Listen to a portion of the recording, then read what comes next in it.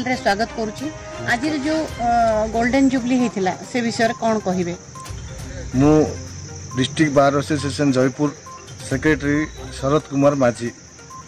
आज आमर 75 वर्ष पूर्ति उपलक्षे जयपुर बार एसोसिएशन तरफ ये पालन करा एवं एथिरे आमर Odisha high court chief justice Shri B R. Sarangi आउ acting chief justice B R. Sarangi आउ ओडिशा हाईकोर्ट जजेस संजीव पाणिग्राही, शिवशंकर मिश्र, आर.के. पट्टनायक एवं एम.एस. रमन को अतिथि भाव निमंत्रण करा जायतिला। एथिरे मुख्य अतिथि भाव Jaipur Koraput Odisha high court acting chief justice Shri B R. Shadangi को चीफ गेस्ट हिसाब से डका जायतिला एवं आज मुख्य अतिथि द्वारा जयपुर नुआ बार बिल्डिंग 6 कोटी टंकार प्रोजेक्ट नुआ बार बिल्डिंग उद्घाटन शिलान्यास करागला एवं एम्यूनिटी सेंटर गोटे उद्घाटन करागला।